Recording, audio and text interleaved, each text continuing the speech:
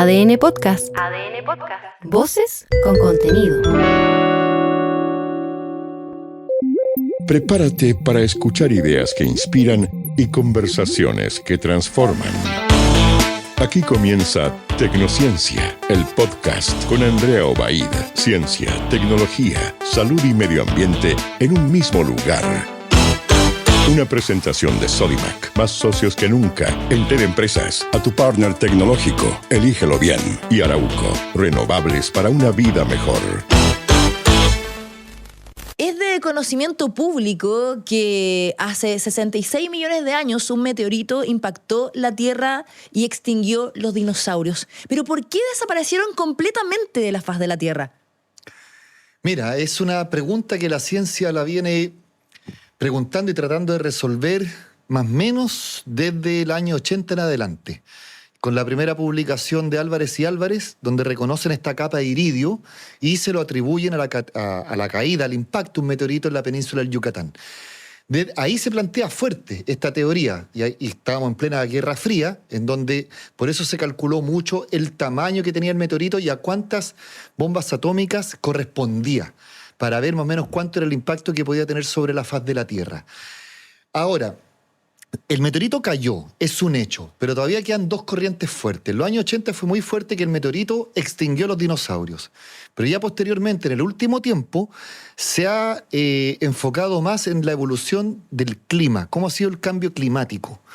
Y al final del Cretácico ocurre un calentamiento global. De hecho, durante todo el Cretácico, desde los 140 hasta los 66 millones de años, es un aumento de la temperatura gradual, dado principalmente por la apertura del Océano Atlántico, con las grandes emisiones de dióxido de carbono producto de los volcanes submarinos que se estaban generando. Y ahí se atribuye también una fuerte corriente que el cambio climático fue generando una declinación gradual. Entonces, en este caso, hoy día tenemos dos corrientes, los gradualistas y los catastrofistas. Meteorito es la corriente de los catastrofistas y gradualistas, que mediante la evolución del clima se generó este clima caliente.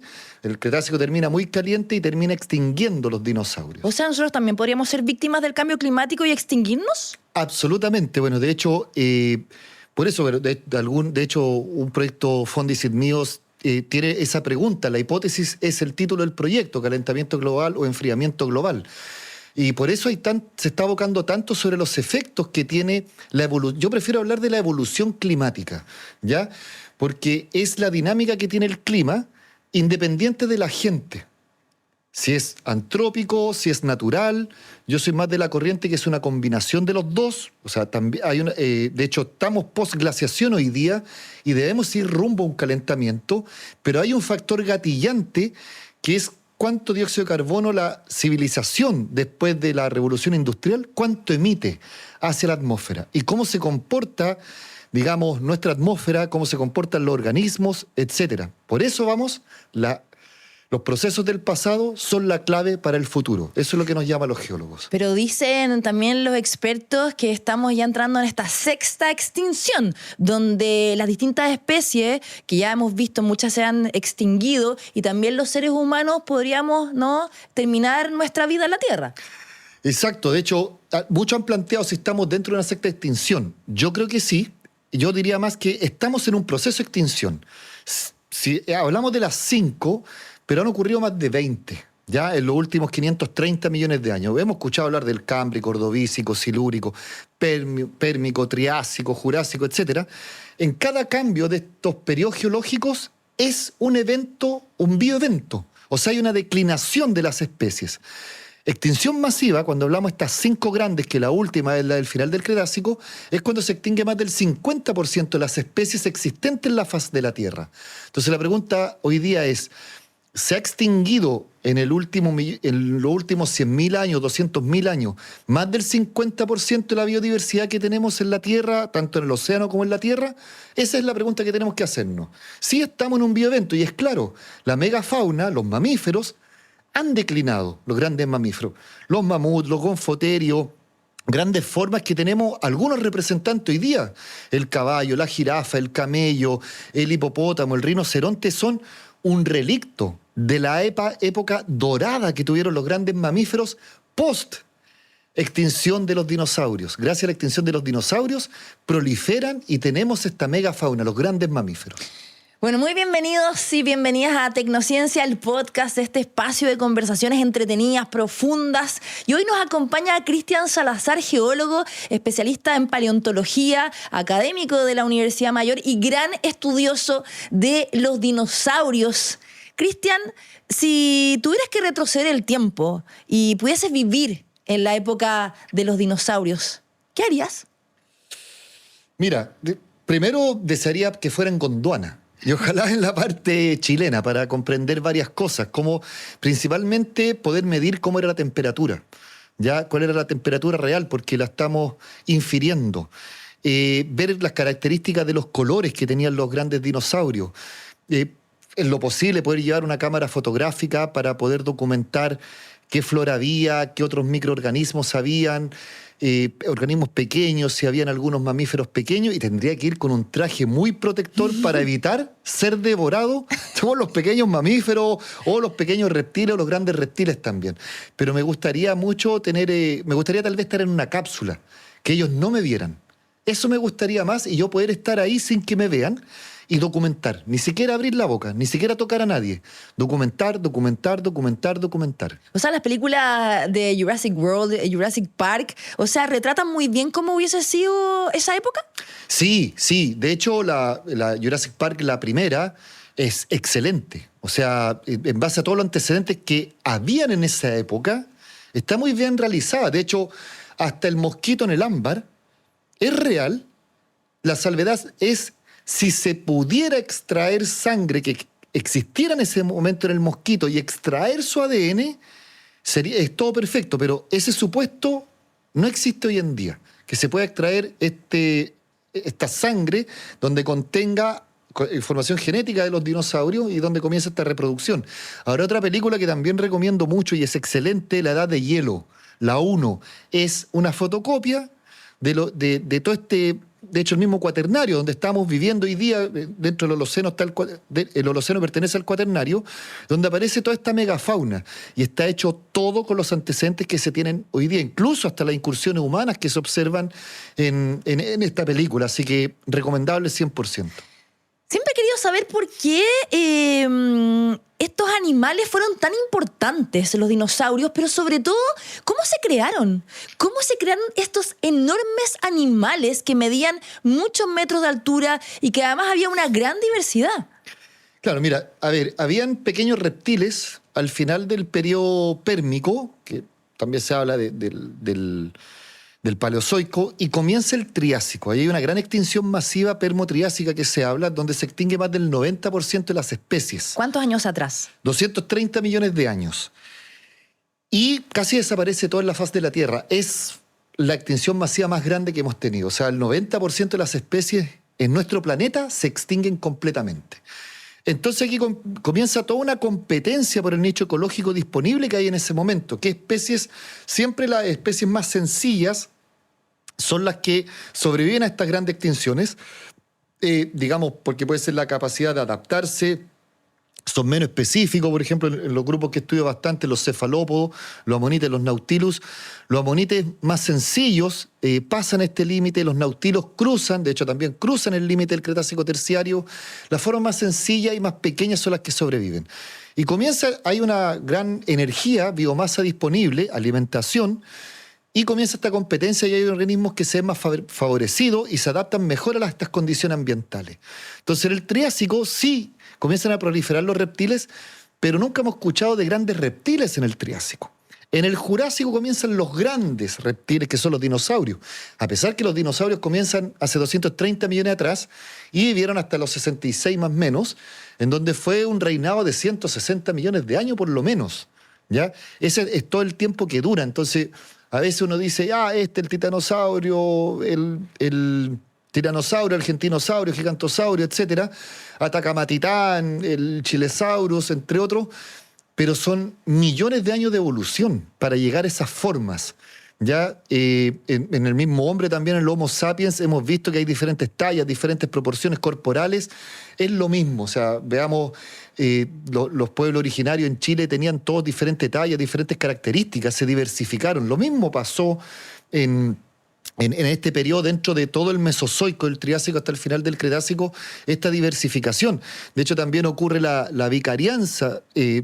Imaginémonos, el Tiranosaurio Rex versus el Argentinosaurio son muy parecidos, pero en un momento en este gran continente Pangea habían orígenes comunes, pero se separaron como islas biogeográficas, no tuvieron conexión y se generaron especies similares.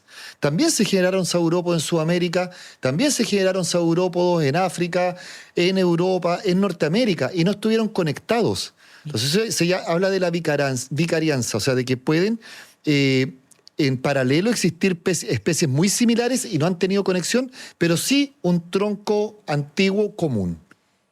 Quizás no todo el mundo sabe que Chile y Argentina son países súper ricos en fósiles de dinosaurios. En nuestro territorio, en Latinoamérica, vivieron muchas especies. Cuéntanos de eso. Mira, sí, es algo, digamos, es una escuela, digamos, moderna.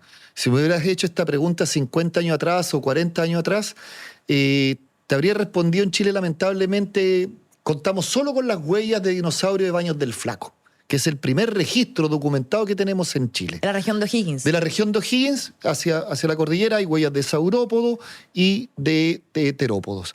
Ahora, posteriormente, claro, había muy pocos paleontólogos. De hecho, a ver, yo entré a finales de los 90 a la universidad y en ese momento no había más de 5 paleontólogos en Chile y dedicados a invertebrados marinos principalmente.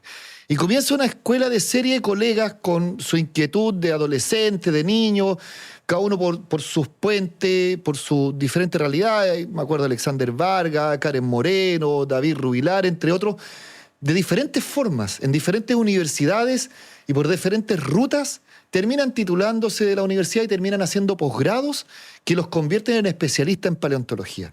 Entonces hay una corriente que tenemos más de 40 años y después viene otra corriente que son colegas que ya están pasando más o menos los 30 años y ahí hacemos una masa crítica más o menos de 30 y tantos paleontólogos, 40 y tantos paleontólogos profesionales que tenemos hoy día en Chile, trabajando muy duro. Y también hay una escuela fuerte en las universidades yo te digo, o sea, hoy día memorias de título en las universidades en geología son más o menos por universidad 2 a 3 memorias de títulos de dinosaurio, sobre paleontología, perdón. Yo en la Universidad de Concepción fui el primero que hizo una memoria de títulos sobre paleontología. Entonces, se ha triplicado en cierta forma dentro de este pequeño mundo y hoy día en las reuniones de los congresos de paleontología en Chile asisten más de 100 personas, entre estudiantes y profesionales. Entonces, hay una corriente que está trabajando y también algo muy importante, acompañado por la legislación. Al estar protegidos los fósiles, entran dentro de la normativa ambiental y patrimonial.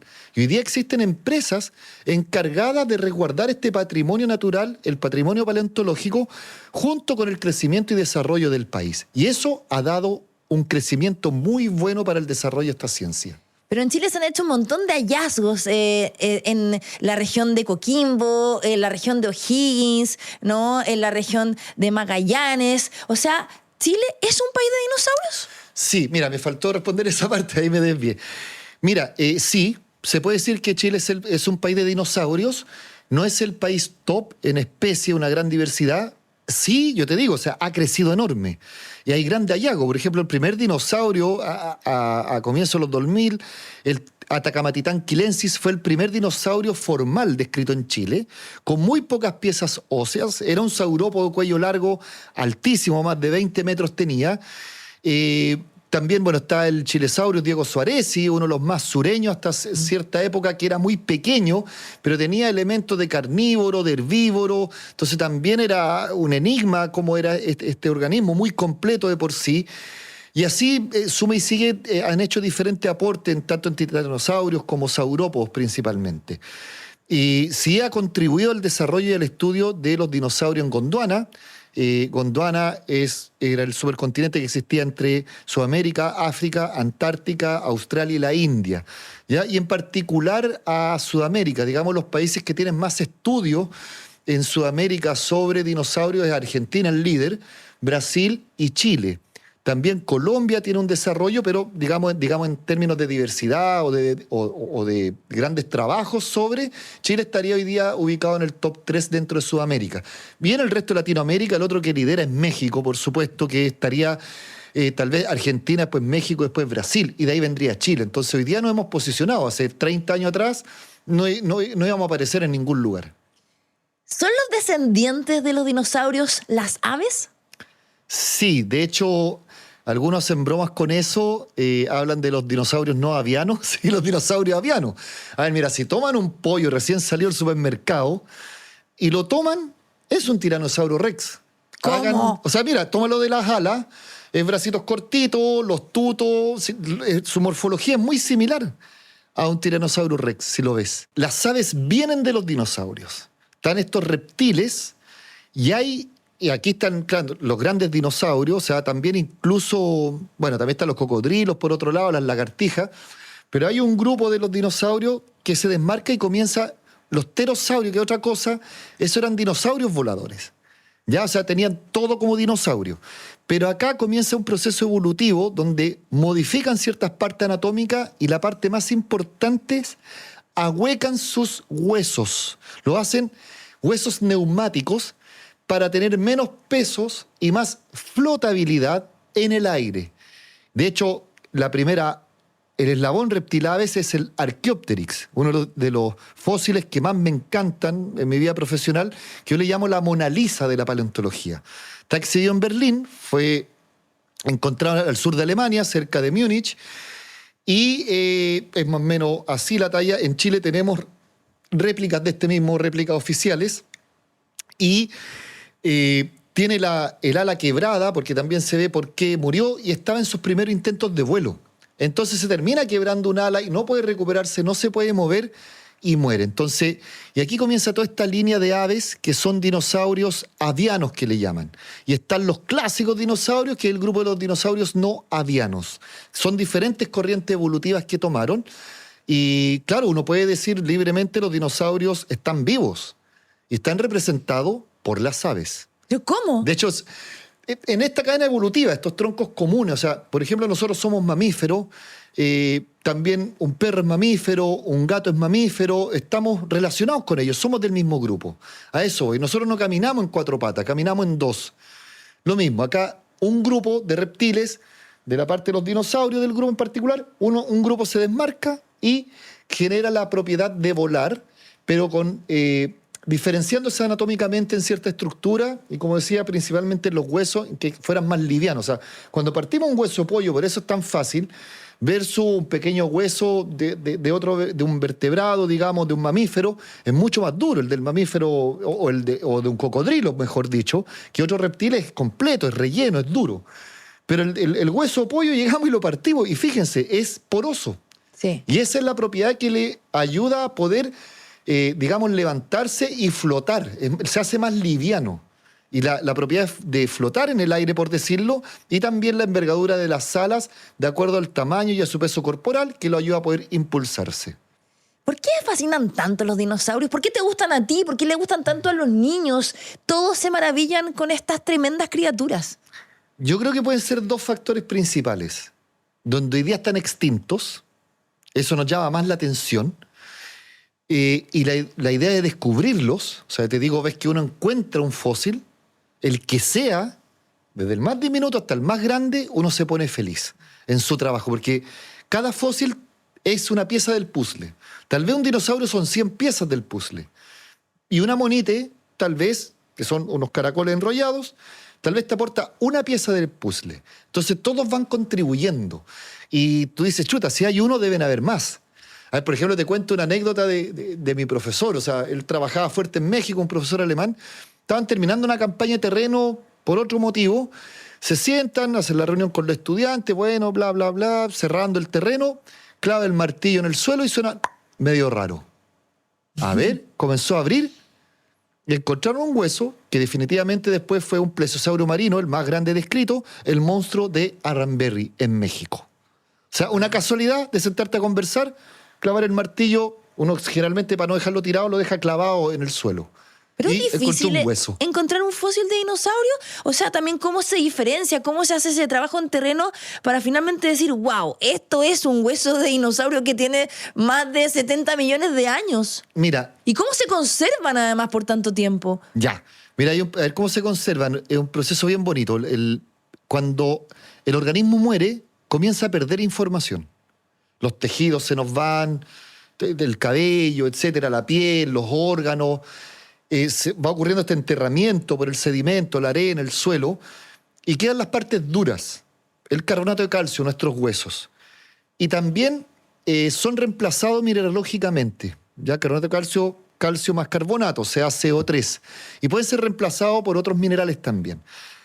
Y eso permite una durabilidad en cierto tipo de sedimento, para que uno después lo encuentre. ¿Ya? Es un proceso bien lindo que te ayuda a preservarlo. Y por otro lado, ¿cómo se descubren? En mi experiencia, y mis colegas no pueden desmentir porque a todos le ha pasado, la mayoría de los hallazgos iniciales, la pequeña puntita de lanza, son lugareños, que encuentran algo raro y le cuentan al que sabe un poco más, y es al que sabe un poco más. Yo conozco a alguien que trabaja en tal lugar y sabe algo de dinosaurio. Por ejemplo, nosotros en Ictiosaurio Torres del Paine, la colega Judith Pardo, ¿cómo llega a ese lugar? Era una expedición de glaciólogos que sacaron fotos. Y en una foto se dan cuenta de que hay unos huesos atrás pegados en la roca. Y ella pide ir después con esta expedición de glaciólogos a ese lugar para ver, y ella se da cuenta que son ictiosaurios. Judith hace los estudios preliminares. Después en un congreso mi profesor la ve exponiendo sobre esto y le ofrece una colaboración, un doctorado en Alemania y todo. Y ahí vamos a la primera campaña para ver la factibilidad, para postular un proyecto de mayor envergadura para poder financiar el estudio. Y así se constituyó el trabajo con los increíbles ictiosaurios de Torres del Paine. Increíble eso que en Torres del Paine se hayan encontrado ictiosaurios, que son como los antiguos delfines, pero también nos muestra cómo era el territorio en el pasado. O sea, lo que ahora es Torres del Paine antes estaba cubierto por mar. De hecho, es más fascinante, porque no era un mar de 100 metros de profundidad, era un mar de más de 2.000 metros de profundidad. Eso lo publicamos, si mal no recuerdo, el 2015, Bulletin of American Geological Society, y es un ambiente marino profundo. Ya sobre los 2.000 metros de profundidad hay estructuras que lo indican, hay otros tipos de fósiles que lo indican. Fue un trabajo realmente fascinante. De hecho, está en la parte que ha descongelado el glaciar Tyndall, que es un lóbulo de campos de hielo sur.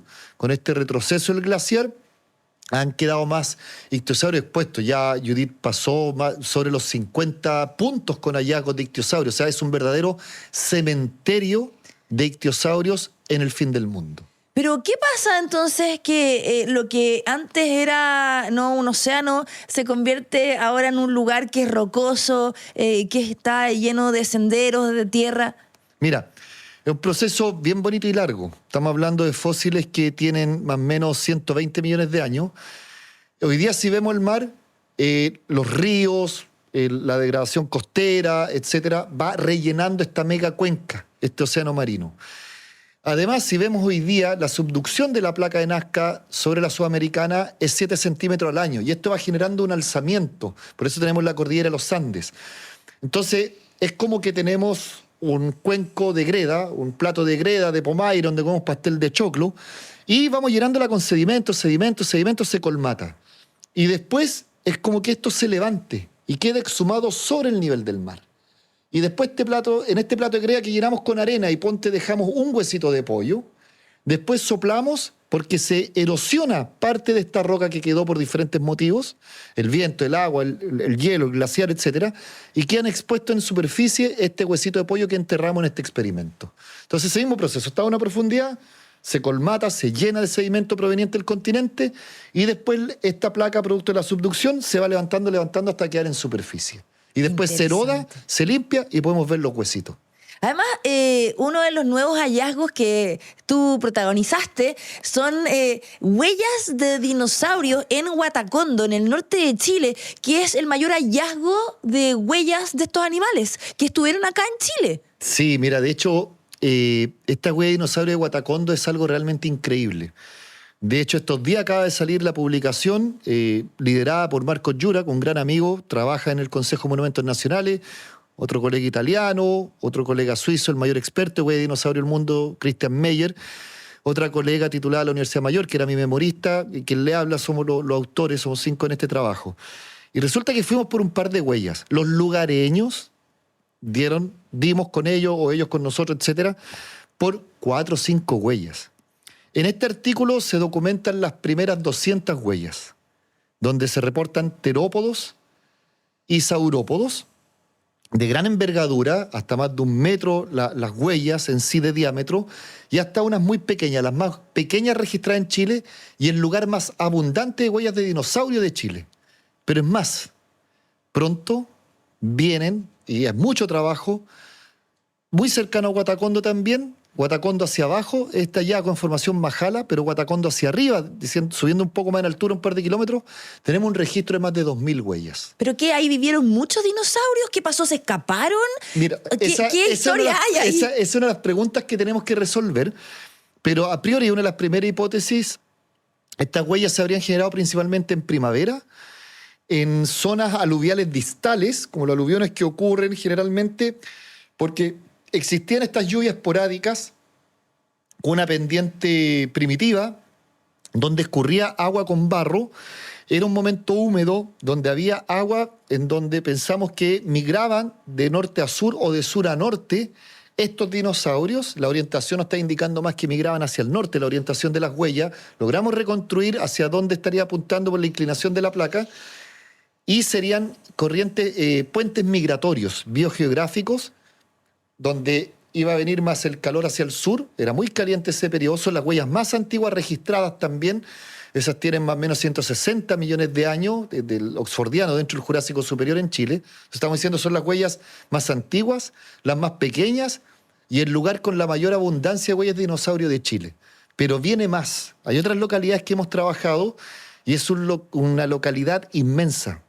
Puedo decir de cientos de kilómetros de largo, donde no sabemos cuánto tiempo nos va a tomar terminar de estudiar todo lo que hemos documentado en estas 3 campañas de terreno que hemos realizado entre Guatacondo y Calama, para que tengan una envergadura cerca de Pica hasta Calama, de Iquique hasta Calama, por la precordillera, es todo un cordón que tenemos documentado lleno de huellas de dinosaurios. Increíble ver nuestro pasado. Hace tantos millones de años atrás, nosotros somos una historia reciente con huellas de dinosaurios, con fósiles de dinosaurios, huevos de dinosaurios que se han encontrado en distintas regiones de Chile. ¿Y esto qué importancia tiene para el futuro? Para también entender quiénes somos. Sí, mira, el hombre tiene una curiosidad siempre por especie. Hemos querido saber lo que nos rodea. De hecho, yo cuando niño, por eso termino estudiando geología también, me comienza a gustar la ciencia y lo que más me preguntaba, ¿por qué? ¿Por qué los volcanes? ¿Por qué los terremotos? ¿Por qué hay huesos? ¿Por qué hay fósiles? ¿Por qué hay minerales? Y así esta misma entrevista también, y la gente que nos está escuchando paró porque quiere saber de dónde venimos, quiénes somos, por qué estamos aquí, cómo evolucionamos.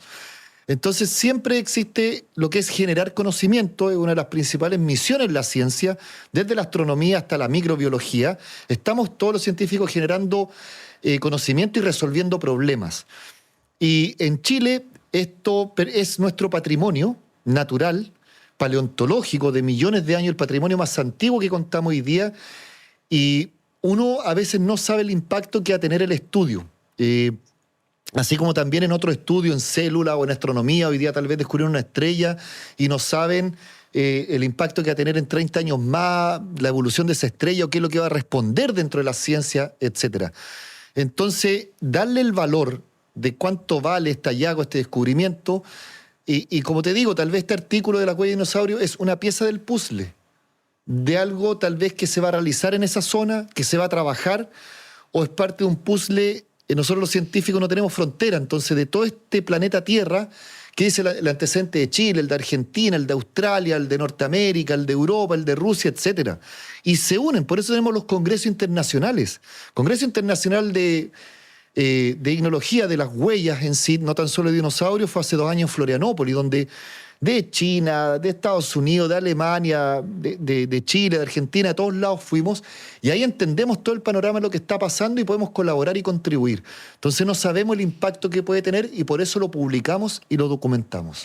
¿Cuáles son los principales misterios sin resolver de los dinosaurios?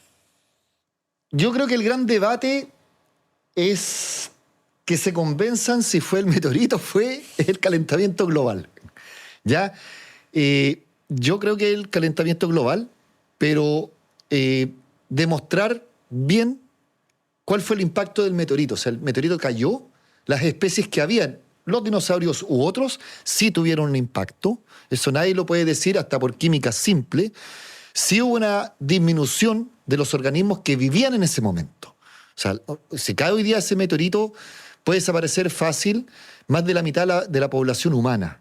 Y tal vez más, porque hoy día, digamos, la especie más sensible es el Homo sapiens.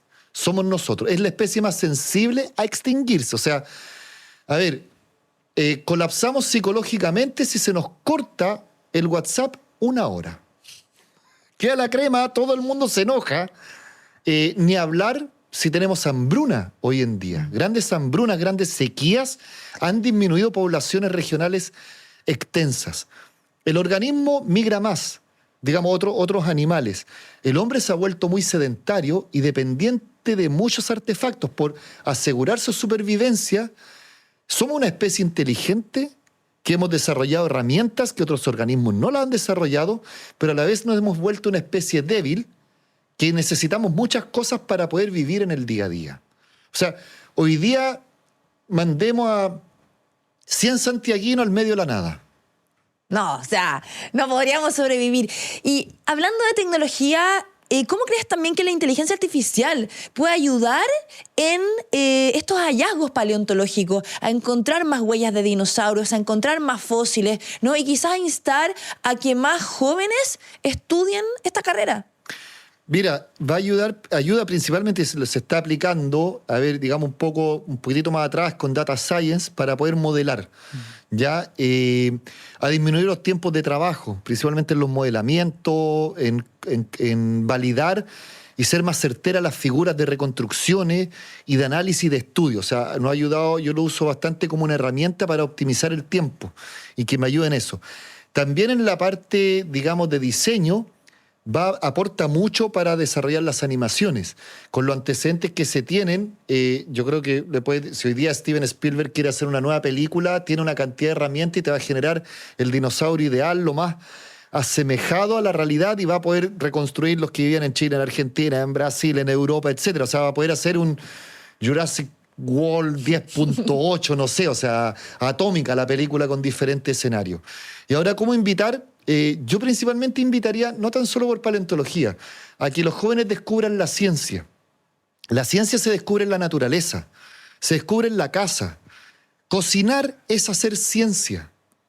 ¿Ya? Desen en cuenta que ahí están trabajando con química pura. ¿Ya?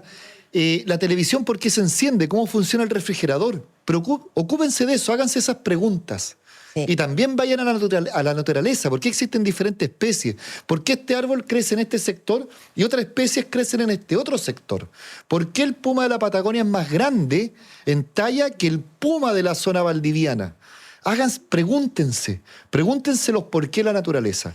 Ciencia no es muy popular, pero háganla popular.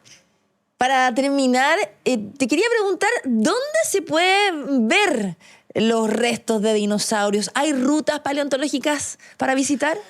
Sí, mira, de hecho, a ver, digamos paleontológicas más que dinosaurio, una de las más famosas en Bahía Inglesa, Caldera, ya que ahí hay un tour, tienen que acercarse al Museo Paleontológico Caldera, el primer museo paleontológico de Chile. También el Museo de Historia Natural, que está con una exposición sobre los dinosaurios del sur de Chile. Hoy en día, in situ, las huellas de dinosaurio históricas de Baños del Flaco en la sexta región, San Fernando hacia el interior. Huatacondo, la familia Hidalgo tiene un hostal, eso de Iquique hacia la precordillera. Ellos te llevan a las huellas de dinosaurio, ellos fueron los que nos datearon, nos dijeron dónde podíamos ir a trabajar y poder responder las preguntas. En Río Hurtado también. ¿Cómo? En Río Hurtado.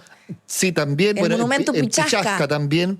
Entonces, hay lugares que han ido adaptándose. Y yo diría que como los dos lugares más privilegiados, sí, es Caldera. Yo creo que sí hay Ahí que está el nombrar Parque Paleontológico Los Dedos. Exacto. Con la yo creo formación que- Valle Inglesa. Yo creo que Caldera es la capital de la paleontología en Chile. Son fósiles posteriores a los dinosaurios. Se descubrió hace poco el Pochita Serra, Exacto. que son estas especies de tiburón que se halló en esa zona. Sí. Lo otro, Magallanes, yo creo que es la otra capital cerca de Puerto Natales en términos de dinosaurios. Yo creo que esa es la gran capital. Cerro Guido. Cerro Guido es la gran capital de los dinosaurios en Chile. Ahí es donde está el mayor conjunto de descubrimientos. Esos yo sé que están siendo trabajados tanto en el Museo de Historia Natural como en la Universidad de Chile. Desconozco cuál será su destino final, pero ahí Magallanes tiene una tremenda oportunidad de tener sus piezas, tener una gran exhibición de primer nivel. Te quiero agradecer, Cristian Salazar, geólogo, especialista en paleontología, investigador además de estos tremendos animales tan interesantes que nos llaman la atención, que nos fascinan. Gracias por estar hoy día en Tecnociencia, el podcast. Gracias, Andrea. Bueno, y siempre agradecido y disponible para tus invitaciones.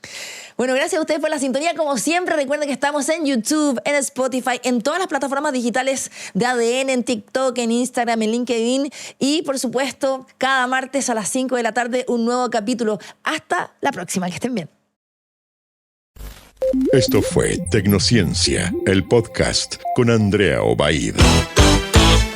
Un espacio de conversación donde descubrimos juntos cómo la ciencia, la tecnología, la salud y el medio ambiente están cambiando nuestras vidas. Tecnociencia fue una presentación de Sodimac. Más socios que nunca. Entel Empresas, a tu partner tecnológico. Elígelo bien. Y Arauco, renovables para una vida mejor.